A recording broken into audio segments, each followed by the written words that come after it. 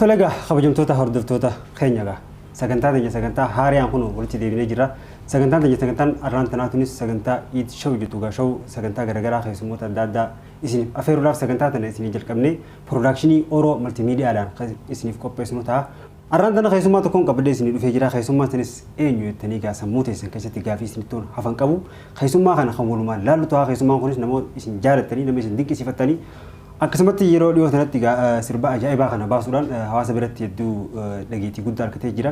Isa waliin turtii hangoonu ta'a hagaduma sagantaa teenyaatti faana turaa isin jechaa sagantaa tana gaggeessaa kan isin waliin turu Alii Musaati ogeessa kaameraa Amir Abdisabun waliin jira turtii gaarii. Mee atummaan hawaasaa hojii if beeksismee maqaa kasarraa eegalii iddoon dhaloota keessis eessa atummaan hime.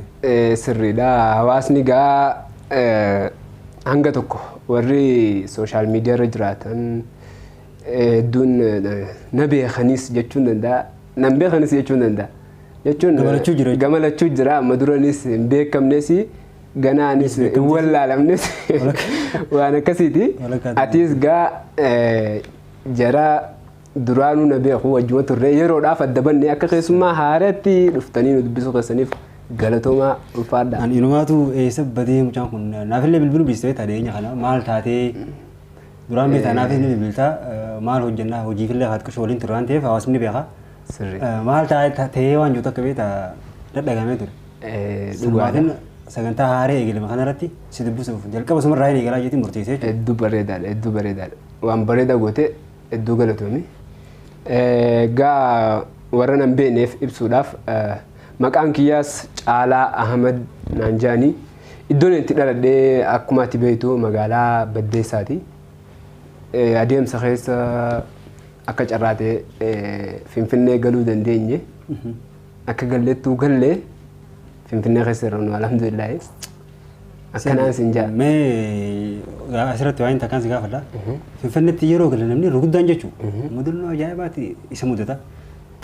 Tarii immoo gisee Finfinnee galuu dhufuu deema kana hattuutu nama hataa jaanii saayikooloojikaalii waan nama sodaachisan takkaa jira. Namni illee jalqaba gisee Finfinnee dhufuu deemu sanoo mataa keessa qabatee dhufu. Mee takkaa mudannoo ismatti ni jira hattuu wajjin qabsiisee Finfinnee keessatti. Dhugaadha mudannoon gisee waan ulfaatu tokko laalu turre Finfinnee galuu akkuma beekamu warra Finfinnee hoggaa jaame akka waan gartee Finfinneen tun gaafa duraadhaa Finfinneen teenyannee hiriira boo turre gaafa dhufnu immoo biyyatti Finfinneen magaalaa Oromiyaati akkuma beekamu garuu gaafa dhufnu Harargee naannoon tu jiraannu sanitti afaan Amaariffaa yeroo hedduu hin fayyadamanii woo saayibban faa ollaan kingeeffaan warra afaan Amaariffaa dubbatu yoo ta'e isaanirraa barachuu dandeessa. Gaafan dura dhufe garuu mudannoo wayii tokkoon qaba. Gaafa san barataa kutaa 10tiin ture gaafan ol dhufu. Finfinnee gaafa dhufu. Gaafan dhufu. Akkuma dhufeeniin biraazarii xiyya biran ture deemiitii libaanata bitiin anjaan libaanata arfatan kana bitiin anjaanii. Libaanata kana gaa Amaariffaa malee beeku suuqina siiti akkam jeetiin bitaa jeenitiin gaafadhe beeta ixaana jiitii bitiin anjaan ixaana jaamaati afaan Amaariffaatti jechuudha ixaana bitiin anjaanii hayyee jeetiin naannoon sun wayita sa'a takkaa fi akkanaati gama galgalaati maallaqa qabadheetiin dukkaana wayii deemee Guraagee wayiiti dhaqeetiin ixaan osuma jiru ixaan kun jalaa bade. Dhaqeetiin hoggaan dhaqu isaan amciin jenne isaan amcii hoggaan jooni mini yaalkinu jettee namitti isaan amcii jechuun kanaati immoo libaanata ixaan anjaajeeti ixaan amciin jaajeetiin isaan amciin jeen namtittiin wallaalteeti mana keessa waa barbaadde jaarsa isii jira. Dhiiroo bicaa ijoollee jala furachuu deemaa hojjetu. Egaa daa'ima jechuudha lakkaa. Jaarsisi khaasteeti anna giraatisti tanas jetteeniiti mee dubbadhuun dubbadhuun jetteeti ol khaaste beeta maal jetteen naan jettee beete anaan faana Amaariffaa kanaas hin danda'u useetuman kaa wal keessa jiraami girgiraa laayee micoos nagar naamin jeetuman Amaariffaa girgiraa laayee jettee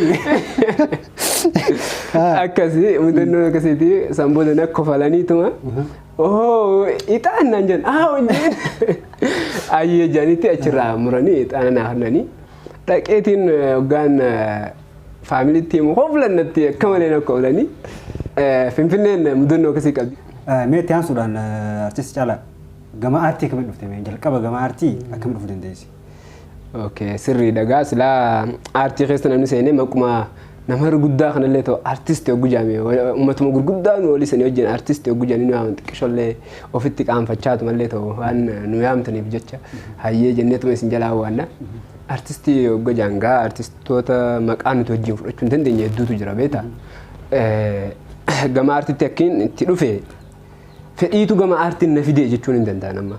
Aartii dhufuudhaaf fedhii guddaa qabda. Fedhiin qabaa nama fedhiidhaan qabaa durarraa gaafan xiqqarraa iddoon dhaladhisanitti walaloo barreessuu waan akka madaraka irratti diraamaa hojjechuu kana kanaaniin hanga sadarkaa tokkoffaa barumsa jechuun muuxannoo akkanaa kana fedhiin qaba bakka hedduun hawwii qabaa fi namoota aartiin itti dhuftee fi namoota aartiitti dhufanii beektaa bakka lamatti hoggaa laalle amma nama aartiin itti dhufte osoo hin ta'in nama fedhiidhaan aartiitti dhufe jaalala aartii kan qabutu karaa aartiin na fide. Okay, mee ati amma diraamaas dalaguu dandeettii guddaa qabda. Akkasuma sirbaas dalaguu dandeettii guddaa qabda. Diraamaa dalaguu fi sirba dalaguu mee kamtu irra laafata silaa? Garaagarummaa isaa maali? Irra salphaan jechuu keetii irra salphaadhe hojjechuudhaaf. Suni diraamaa jechuuni diraamaan hedduu bareedaadha. Madaraka irratti illee yeroo hedduu madaraka irratti illee leenjii san jechuun leenjii hawaasummaa keessa jechuun sanniin qaba. Taatollee ta'uu ni danda'a. Diraamaa jechuun haaluma jireenya uummata keenya keessatti argama jechuudha. Jireenyuma uummataa kana gara moodernitti asoo fiddee hawaasa keessa waan akkanaa jira itti agarsiisudha. Ati yeroo diraamaa hojjettu waan ati taateen hojjettu. Waan hawaasa keessa amma fakkeenyaaf nama hamaa tokko taatee yeroo daleeddu hawaasni keenya nama hamaa sanis hubata. Sigalee. Yeroo normaala lafa seerkee nama hamaa sanis fudhata jechuudha. Nama baalagee jira nama baalagee ganda keessatti hatuu waa hedduu kana taatee hamaa kana taatee amma yeroo takka gaa atiis wajjuma jirraa yeroo namoota taatee tana nama bottaa akkanaa ta'e dalage yoggaa jenneen namoota nu didaniis ni agarta. Atummaan walumaan nu mudatee jira waan ta'eef namoonni tokko tokko diraamaa kana bottaa ifiin fedhufaa seenee hojjechuu fadhani beektaa?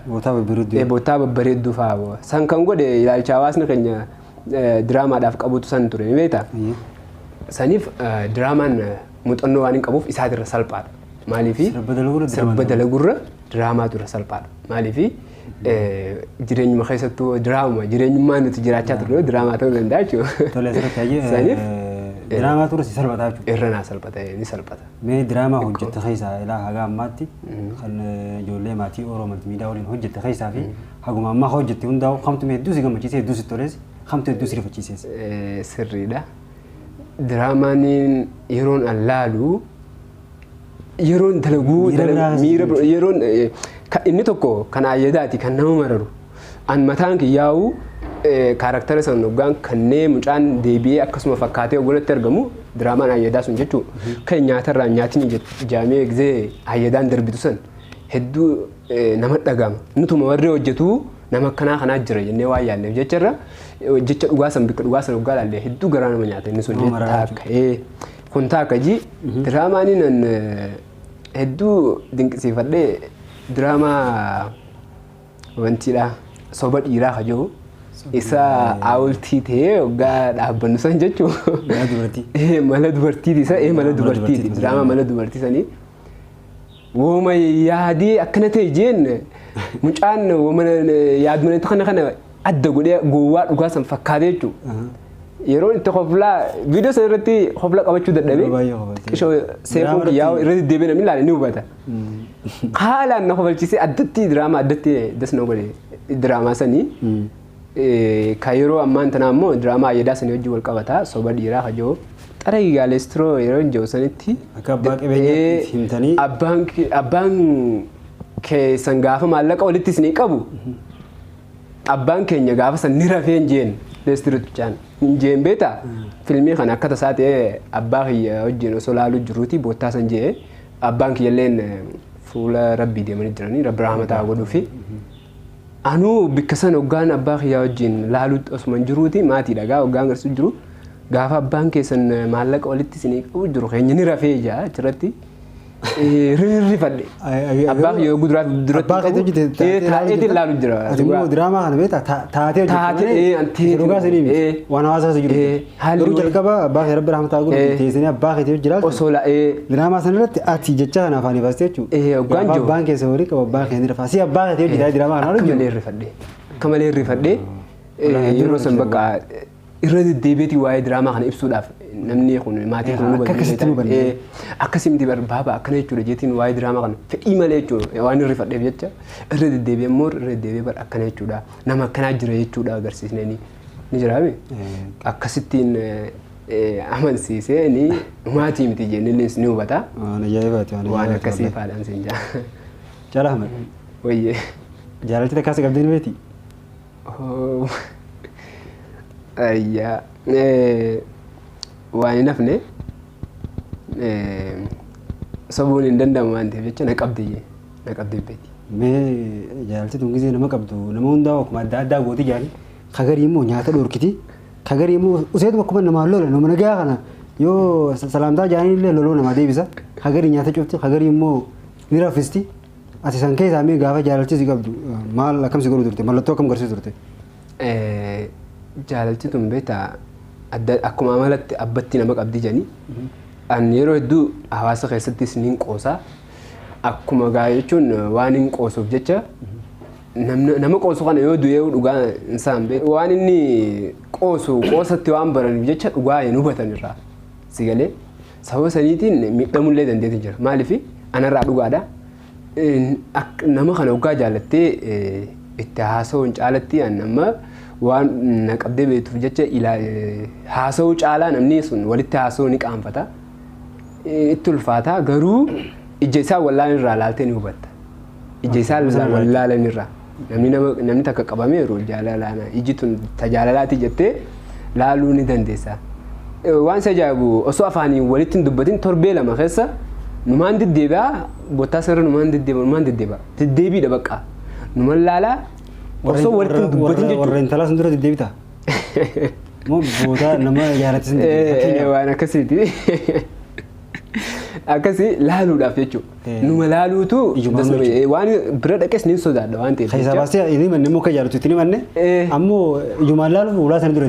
Waan isa ajaa'ibu ijaan walii galuu dandeenya jira torbaan lama keessatti.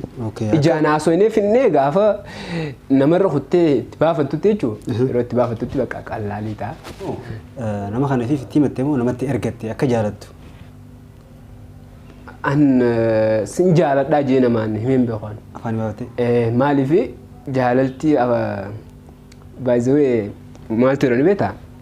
Jaalala jechuun barsiin jaaladhaa siif indaa habiibtiitii akkanattiin si yaadaa kanaanii miti. An jaalalti faaruu akkana qarxamna godhan kun na qabdeen beektu. Kana osoo hin ta'in gochaan agarsiisuu ni jiraame.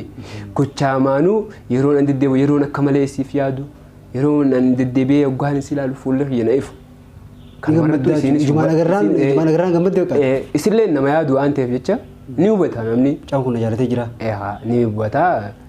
Osoo sin jaaladha jee afaan ittiin baafate walii galuu dandeenya waan sa jedhamu. Gochumaan jechuudha. Gochumaan. Perfeekt waan ajaa'iba. Sababa saniitiin. Yeroo guddaan nama beektaa himachuuf cinqama. Gochaan illee agarsiisuu hin danda'u garuu himachuuf cinqama. Himachuurra gochaan agarsiisuu waan jedhamu jiraame. Bareedaadha. Waan dubbannu jiraate. Sirba baastee jirtan isaa? Sirba dalage yeroo duraatiif wayyaa dalageetiin jira. Kalammadaa sirba meeqa dalagde? Kan namni naa hubate tokkumaan dalage. Kan nama bira ga'e tokkuma. Garuu namni osoo hin hubatiin akka malee waccii sirba baaseetu mudannoo wayiitiin waccii sirba baasee dadhabbii meeqatti kan uummata bira naa ga'uu hin dandeenye waan isa ajaa'ibu. Mee walumaa galatti yeroo sirba kana hawaasa bira geesse kan gana hawaasa bira guutaa ofii kaamallee hawaasa biraan geesse yeroo hojjettu mee maaltu mudate istuudiyootii fi jidduu sanatti waan chaalenjii hedduu jira yeroo gama aartii kana dhuftu mee mudannoo sirbarra si mudate maaltu dhugaadha chaalenjiin hedduu jira yeroo jalqabaadhaa an akkin siin jee fedhumaan gara aartii dhufee siin jee waa'ee sirbaa kanas hin beeku nuti amma zabanni nuti keessa ruun zaban ammaati namni nan dhaggeeffadhaa tureesi biyyoon itti salphatu Hacaaluu Hundeessaati dhugaa dubbachuudhaaf. Namni amma yeroo akkana jiru namni hedduulleen Hacaaluu dinqisiifata miti. irra deebi'een hin dinqisiifadha Haacaaluu Hundeessaadha. Maaliif Weellistoota Oromoo keessaa Haacaaluu dinqisiifataa jechuudha. akkana jechuun kiyya namoonni karaa birootiin ilaala. Jalqaba irratti dhufte. Amma Haacaaluun faan eenyu dinqisiifatanii yoo naan jette Dr. Ali Birraa faa Shantam Shubbisaa faadha. Jara gugurdaa isaan aartii barsiise jechuudha. Hangafoota kana jechuudha. Mitiiree Ali Birraa faa isaan dinqisiifatan Ali Birraan faan Haacaaluu faa dhaalchisan miti. Haacaaluun faan garuu nuti dhaloonni itti barre kun jechuudha. Yeroo nuti keessa itti barree muuziqaa jaalalaaf qabnutti yeroo Haacaaluu faa ture. Sababa sanii sirba Haacaaluu waan dhaggeeffachaa irra deddeebiin turee fi yeroo jalqabaan akkuma fedhiidhaan nama tokkoon hin marannee artistoota tokkoon hin marannee dhaqee istiidiyoo yeroo dhaqu sirba shawaa jiddaan dalaga jeetiin barreeffadhee jiddaan kun naa dhufaa jiddaa kana dhaqee istiidiyoo seenee ati Harargeedhaa minaan jedhamu. Aadaa shawaa kana jiddaa jechuun mooderni amma akka yoo isaan faan dalagan kana gartee mooderni shawaa mooderni jechuudha. Aadaa shawaadhaa mooderni kan mafooyye jechuudha. Kanan dalaguudhaa istiidiyoo dhaqee ati Harargeedhaa minaan jedhan loqonni Harargeedha. Garuu an san dalaguudhaaf fedhii dhagaa kanaan naa dhufe jechuudha. Waan isaan irra deebiin dhaggeeffadhuuf yeedaloonis kan isaan kanaan naa dhufe. Hora jiddaa kana jechuudha. Garuu beekii dandeettii warra darbiyaa kanaas jidda biyyaa jira taasisis jidda jechuun immoo dhiichisa kana kan moodan ta'ee shawaa moodan amma yoo isaan gataan bulloo faaya jiddaa jaama jiddaadha shawaa duraanii sana osoo hin ta'in shawaa moodarnitti kan dalagamu kanuma akka ammaa ndaalan faan dalagu jiranii ana meeshaa haa qabuuti meeshaa abba jiddaa sagalee irraa biyyeetta sagalee sirba san namni hin beeku. Manziraan isaa maal jaasila? Finfinnee jaa. Finfinnee jaa? Xiqqashoo. Irra yoo nu keessa kan fakkaata sagalee. Yaa Finfinnee, yaa Finfinnee, osoo si qabnu si dhabne, si keessa buluu dadhabne, kana qofaa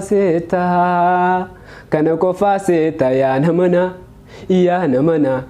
Jiraachuu kan keetiif kiraa kaffalta barana jiraachuu kan keetiif kiraa kaffalta barana sana diddaafu lubbuu kaffallee gaafu sana diddaafu aarsaa kaffallee gaanu sana diddaafu lubbuu kaffallee gaanu iddoon si eegale kanaati gaafa sangaa akkas ture sirbi kun osoo dalagamee dhumarra maastaran fudhadha jee gaafa dhaqu istiidiyoon irratti meeshaan gubattee achumaan osoo hawaasa biraan ga'in achumatti hafe sirba kun irra deebi'ellee ni dalaga jeetumaan yaada qaba garuu samboo dagaa karaa Harargee kanatti hin dhufe sirba jaalalaa kana hoggaan dalagu an akkuma gaafa kaanii shakkaatumaan hojjedhe. Sirba shawaa kana booda jaalalaa daliidee jechuudha. Jaalalaa kan ammaan tana tiktook irra yeroo hedduu deemaa ture.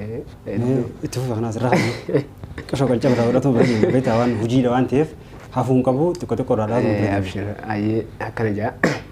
Sirraa murachuu qo'osuma beektu maalina duubaaf wanni hasoytu fargadeen jiraatan sirra caaltu jaalala guutuu tanaaf qannitu. Deeminarraa fagaadhu jaalalleen qabaataniin jaalladhu onnee walakkaataniin kaayyadhu. Hunda dubrarraa taniin filadhu jiruuf jireenyaaf taniin abdadhu. Akkana jaa. Nama si boonee jira moo sirba kana maara dhaabbatee dalaguu dandeessi naaf sin ta'e moo nama jalqaba si boonee eeganaa deebii barbaadee gaggeessitee jira moo sirba kana akkanumatti yaadaan hawaasa irra dhaabbatee dalaydee moo mudannoo sirra keerraa dalaydee. Kuni maal ture beektaa mudannoo xiyyaa miti mudannoo saayiba xiyyarra dhaabbadheetiin dalagee ture sirba kun. Garuu deemee mudannoon kuni woman anjeesan akkuma tasaa sirbi san dura ji'a meeqa dalagameetiin mudannoo saayiba xiyyarra lafa kaayee taa'u ture deebi'ee idduudhaan ammoo na mudate. Sumaa deebi'ee sirbaan mudannoo karaa deebi'ee sumaa mudate. Waan addaati wallaahi. Suurri waan isiima hawaasni ni jaa. Hawaasni ni jaa meeta waan kanaaf sirba kana baasee. Akkana jaa namni hedduun akkanatti ammatti illee hawaa gandaa gana beeku keessatti waggaa dhageessu. Mudannoo isarra dhaabbatee dalagee jaan. Garuu sirbi san dura dalagame. San dura ji'a afur wallaahi dhugaa dubbachuuf ji'a afur san dura dalagamee abdiin lafa taa'u ture. San osoon viidiyoo ittiin dalagin ni jiraami mudannoon akkasii na mudatee mudannoo san irratti sirba hoggaan kiliippitti dalagee galakkisu.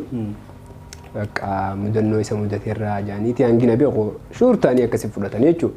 Sirba kunillee hedduu hawaasa biratti Akka jaamaree sirriitti illee hojjetuu baatu. Hawaasa biratti hedduu fudhatama. Hedduu TikTok irratti hedduu deeme. Baay'ee waan isa ajaa'ibu ammas sirbuma kanaa TikTok irratti abbaan ana ta'uu hin beekan. Sin beekan mi? Ana miti nama birootti ittiin beekan. Anu jaatikka kana sirba baasee ruguddaan ija. Ruguddaan akkana ija. Wallaahi TikTok kiyyarraa fi ka Oromoo irratti ati gallakkistee irrallee nama 100,000 fi wayii ka viiyuun irra ilaalamee jira jee. Kan nama 9,000 irra waraabamee jira. Diiwutii qofa nama 9,000. Nama yeroo jalqabaa muree gallakkisee namti mucaan sun. Warra ala kana jira. Warra biyyaalaa jira sirbi keessa beekaa namni irra guddaan ogaa akkana jee poostara ilaalanii TikTok fa'aadhaan ogaa viidiyoo na dubbisan. Hay sirbi kun keetii abbaa biroo seenee barra jaanii fi haasanii. Eega baramboodee jechuudha. Eega baramboodee TikTok irra yeroo hedduu YouTube caalaa TikTok irratti nama hedduu bira ga'ee jira jechuudha. Warri TikTok irra deemu hedduun takka bira ga'ee jira. Gama YouTube namoo YouTube Africa Entertainment irratti hin gallakkise beektaa. Challenge wayii mudatee efanni hanga deemamuu qabu ol deeme haak taameeti Africa Entertainment irraa haak godhanii viidiyoon sun illee irra jiru amma achirraa gabbu'ee an fuudheetiin chaanaala kiyyarra kaa'ee chaanaala kiyyarra amma namni bilbilee achirraa dhabnee jira oggunaan jaanii naan jennaaniin fuudhee chaanaala kee gubbaa jiraachuu. Chaanaala kee. Asumaanuu chaanaala kee subscribe si haa godhanii. Baga dubbattee chaanaala qabaachuu chaanaala kee maqaa himi hawaasa keenyaas daawwattoota keenya chaanaala mataa isaati qabaa. Chaanaala mataa isaa description jala linkii si keenya subscribe godhaa fi chaanaala kee maqaa. Qarootuub jaa amma subscribe nama 500 fi waa akkana seenee. Amma bantee jechuudha. Amma banee hin turre. Sirbuma sanuu namni dhabnee naan jennaaniin kan mana biree YouTube kiyyarra kaa'ee amma ilaalamu jira amma ganaa ilaalamu jira. Achirratti baay'ee haalaan ilaalamee ture garuu akka tasaa ta'e achirraa harkaa fuudhamee ture viidiyoo meeqa hedduu ijoollee san jalaa illee dhabamsiisan viidiyoo 200 fi bikkatti haqanii achirra kunillee chaalenjuma takka jeetumaan nama mudatuu qabu jeetiin dhiise akka. Sirrii aartii kana keessatti waa hedduu mudata. Bareeda mee Oromummaan siif maali? Oromummaan naaf maali? Oromummaa tanaan wallaahi akkaan jeetti immoo ni ulfaata. Oromummaa jechuun ana jechuun hin danda'a. Maaliif jechuudhaaf kan nama biroon baanu gaafa isa Oromummaan irraa fudhattee naan hin jeenaadha. Mataa gatiitti jirte if bakka buutee haasoo jirtu waan ta'eef amma maara konkoo. Amma dhugaa dubbachuudhaaf Oromummaa jechuun ana jechuudha. Maaliif ofirra wanneen fadhu hin jirtu dhugaan dubbachuudhaaf. Of jiraachuun kiyyaa'u an jiraachuun Oromummaa kiyya. Yooni an du'e malee Oromummaan kiyya waan irraan fuudhamu. Gaafa an du'e Oromummaan an qabu sun na wajjin duute. Na wajjin duutii barsanuu. Yoon an jiraadhe Oromummaan na wajjin jiraatti. An akkasitti ilaala Oromummaa. Faayidaan aartiin qabdu maali? Aartiin faayidaan sii maali? Haga amma aartii keessa turtirraa faayidaan ati argatte hoo? Waan itti baaste maali? Waan itti irraa argatte maali? Nama koolchiisti wanti kun waan bareeda gaafatte. Aartii jechuun yeroo jalqabaatiif aarsaa guddaa nama gaafatti. Waa baasiin itti baaseen hanga ammatti argachuu dhiiseeti cinaawuu kan itti baaseen baanaar cinaawuu irraa deeffadhe jee yoon jeeniin sobe malee. Kan guddaa itti baasee karaa argatte. Walitti hin dhufu wallaahi. Walitti hin dhufu.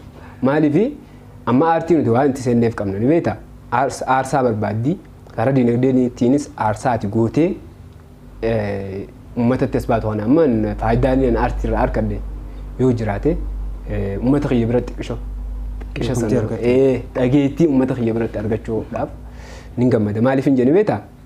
Quuqama saba kiyyaa miidhama saba kiyyaatiif har'aan tana sagalee yoo hin ta'e sagalee ta'uu qofa baqa. Annaawwan sin godhaa jechuudha. Yoo rakkina saba kiyyarra kan mudatu jiraate rakkina san lallabuufiin faayidaa guddaadha. Maaliif rakkina san ayyooniin gargaaruu baadhillee namoota na dhagan warra silaa na hordofan san keessa namni isaan gargaaruu danda'u hedduu jira waan ta'eef jecha faayidaan guddoon aartiin qabdu kanuma jeetiin gabaabsee seenu. Gaafii namni gaafa dhuftuun gaafii ulfaachuu malti. Mee fakkeenyaaf amma artistoota Oromoo kan dubartoota keessaa fuudhu yoo siin jaan warreen heerumin jechuu eenyu fuudha? Waan artistoota gaafii tana silaa irra dabarti. Achi gaafii malee kun dasna jaa. Waatu jiraa sun ta'een akka carraatti amma fakkeenyaaf artistoota Oromoo dhalaa habbashin tarreessanii akkatti kanneen keessaa fuudhu yoo siin jaan amma hedduu jira artistoota maqaa si dhoo. Dirqama gaafii.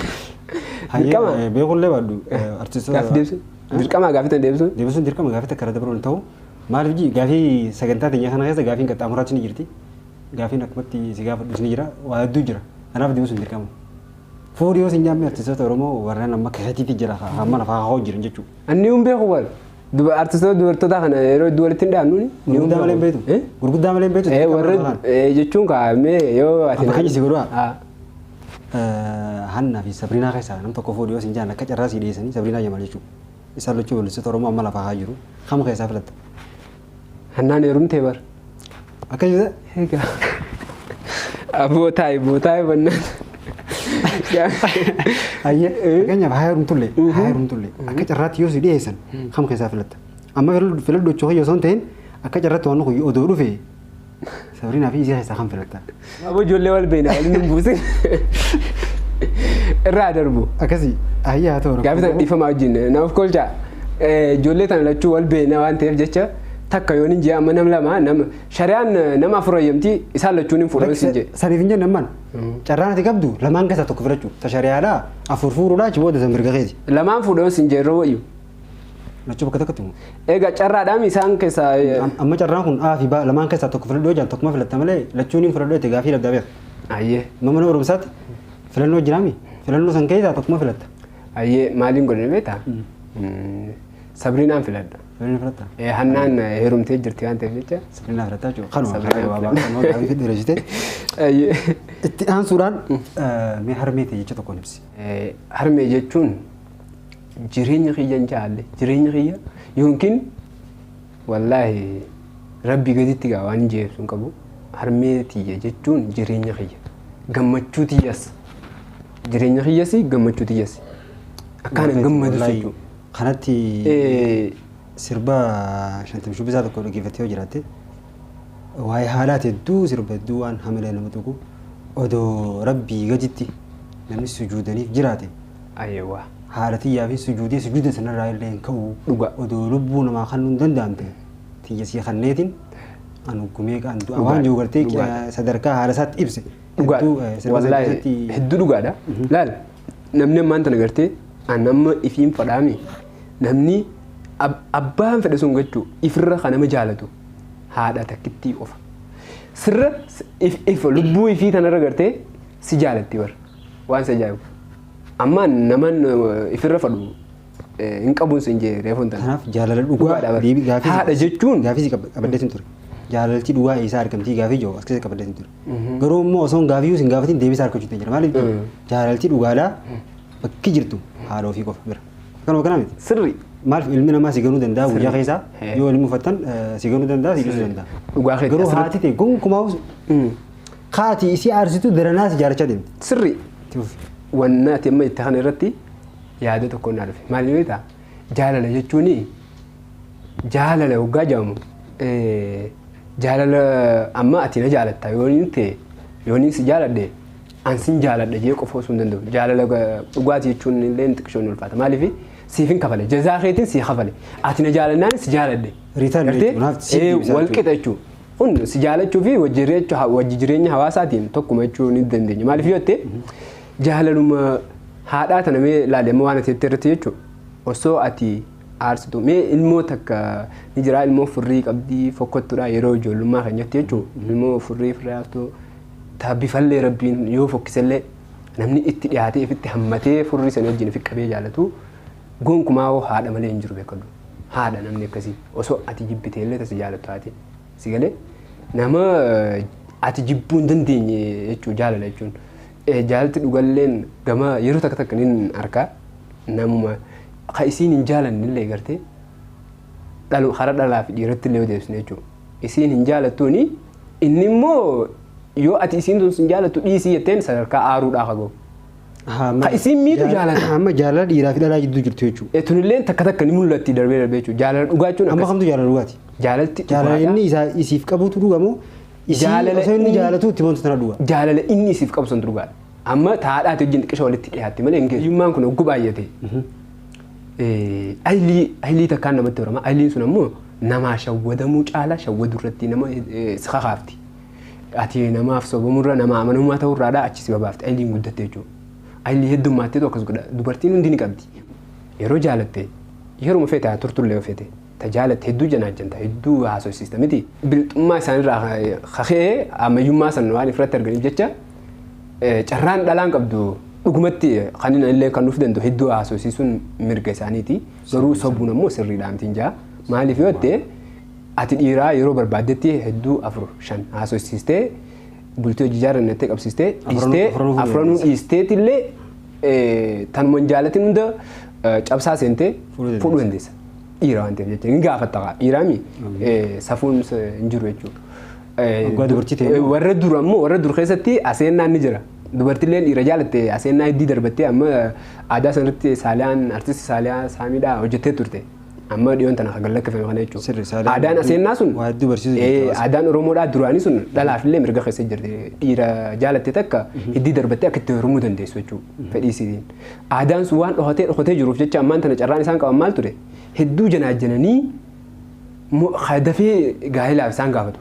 Hedduu yoo kun asiin didillee kun asiin jira lafa qopheeffachuu jechuudha. Ayilii isaan irraa kan ka'e. Kanarratti haalli foon kun waan rakkoo qabu. Waan rakkoo qabu hin jiru. Maaliif an akkana itti hubadhutti jaalala jechuun caalanii argamudha. Akkana jechuun kiyyaatee nama tokko osoo jaalattee jirtu nama tokko wajjin osoo jaalala gaggeessutti haasoo jirtu nama biroo gubbaadhaan akka ati jaalattu onneen ta'e yooniif si fayyamte ta'i duraan ati jaalatte sun rakkoo qabdi.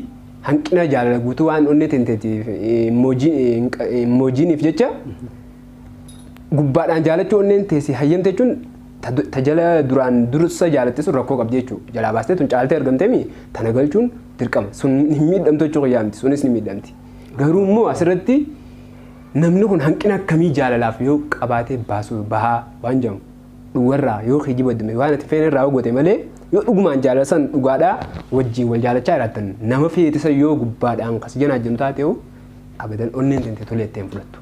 Sababa sanii maal goota dubartoonni nama caalee argamu feeti malee anamma gaafaan intala takka haasofsiisu akkana qofatti isiin qofatti haasoo jirtu. Jettee fudhatu. Amanee hin fudhatu. Akka nama biroo haasofsiiftu waan beeku jecha. Bunoo beeti jechuudha. Ni beeku. Songarrillee. Tun dirqama. Tu waa wal sossobnu miti isaanis nuu beekan warri ilaalaa. Amala kana dhiira qofaa qabu dhalaa qofaa qabu dhiirtii sigaati. Dhiirtilleen haa qabdu parsantii xiqqaadha dhiirtii. Maaliif dhiirtii yoo janajjanuu baatte yoo haasofsiisuu baatte soorii dhiifama yoo haasa'uu baatte akkanumatti itti tolte manguddoo ergattellee fudhuu hin dandeessu waan ta'eef jecha heddumminaan waan akkasii san irratti nagaru. Dhiirtii garuu tajaajila dhugaa osoo hin ta'in tasossobdu ni jirti. Tasossobuudhaaf nama hedduu wal moggaa gootu akkuma dhalaa sanitti tasossobuudhaaf gootu ni jirti malee akkasi. Sun dubartiin akkasuma hundi biyya birootti ni qabdi garuu lafa ammayyummaan itti guddate keessatti hedduu takka dhalaan akkasitti heddummeessite kurnaffaas ta'uu ni dandeessa. Dhugaa isaati jechuus ni danda'a. Moor dhugaamtis parsantii 80 naa qaba. Weel hedduu bareedaadha. Gaafiin tiyyaatti aantu mee artistoota Oromoo keessaa jechuun warra amma lubbuun jiran keessaa eenyu hojii carraa wallisuu yoo harkatte sitti tola. Artistoota Oromoo amma lubbuun jiran keessaa jechuun carraa eenyu hojii wallistee si gammachiisa hojii isa kana hojii walliseetee kan hawwitu eenyu. Artistoota amma lubbuun jiran keessaa. Artistoota Oromoo warreen amma lubbuun jiran keessaa. Dubartootas ta'e dhiiras ta'e. Dubartootas dhiiras eenyu hojii yoo wallistee. Haalaan namni wajjin sirbuudhaaf hayyollee qabu hara fuulduratti jechuudha. Kaniin haalaan na hawwatu artistii Faaxee Aniyyaati. Kabajaan malaa fi nama nan dhugarraa dinqisiifadhu. Artistii Faaxee Aniyyaa. Artistii Faaxee Aniyyaa. Asirratti sirbii amma dhiyootan inni illee turre shaakisoo fi shaakisoo wajjin dalagan Faaxee Aniyyaa wajjin sirna hojii sirba jiru. Sirba sanarratti aadaa Oromoodhaa kan dur. Ajaa'iba. Deebisanii bifa bareedaa fi akkaataan waraabbii isaatii fi akkaataan itti hojjetamee fi ibsiin achirratti ibsu. Keessaafuu guutumatti jechuudha Harargeedha aadaalee Harargeedha akka gaariitti ibsa. Wal dhabbee waan takka waan sooshaal miidiyaa irra deemu fayyada sirbisan. Madaa namootaan wal faana walitti garagalee gosaa waan jiru hedduu akkasitti fayyisa jeetiin abdii guddaa irraa qaba. Shaakisoo ofiisiillee baay'ee dinqisiifannaa hedduu galatooma jenna. Faallaa enjaa wallahi hedduun dinqisiifadha. Saniif Faaxee Aniyyaa hojii yoo carraa argatte sirbu argatte. Isi hojii wallisuu jechuudha. Karooraan qaban malee isilleen wal agarreettis ni turre. Garuu gabanumaanuu gaamsa kuyyoo Faaxee Aniyyaa bira geelle artist Caalaa Ahmad Hawu Caalaa Sabaa isii waliin sirbuudhaaf hawwii akka qabu dubbatee jira. Dhaamsi kun si bira akka bu'u abdii guddaa isin irraa qabna. Guddaa galatooma ayyee. Abdiin qaba. Galatoomin jaalallee asumaan ulfaadhoo adeemsa keessa isillee asuma jirti. Wajjinillee teenyee turre yeroo bal'inaan akkasitti akkan keessa hojjettiimu qofaan hin harkatini malee خرافو درتي سانو شقوية فدا شقوية سجلي جون سجلي شيء سنة جد دوني سربي دو دساجان والله دوغرا دوغرا دا ما هو قنطوة أورام ولا ورين أنغور رجل كيسا إني تيجي سيفات ورين ما أنغور رجل كمان تنا أنغور رجل ورين بيتي تو بعدنا بتشاجر كيسا هو قنطوة أورام تيمبان إني تيجي سيفات تبي يوم ما تنت دكتور أبي والله نندين كسيفال كيكوس ننتوري وان سجى بتشو كيكون توري أما دكتور أبي يوغانجي نوتي وانو بن أنا كخي خيس خيجت تجو نامتي ناس وانت في إفين تيازا منتي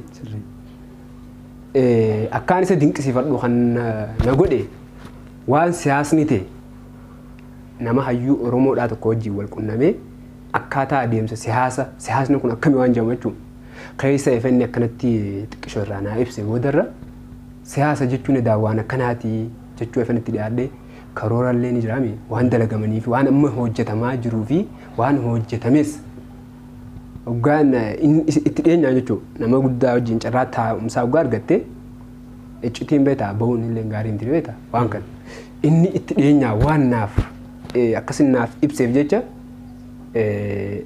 artistii Hacaaluun waan jeeni yaadadha nama lubbuun jiru faarsoonis nama dhibdii arrabsoonis nama dhibdii jaa seenaa baddellee tolfachuu ni danda'a ammas tanuma toltuu tanaaf xureessuu ni danda'a jaa dhugaadha sanirra dhaabbadheeti waa addunyaa soonni malee haalli amma inni itti jiru jechuudha haalli anamma isarra dhaabbadhee isa dinqisiifadha kun hedduu bareedaadha namni dinqisiifachuu qabus isaa akkatti deema taanaan gara fuulduratti illee isan dinqisiifadha.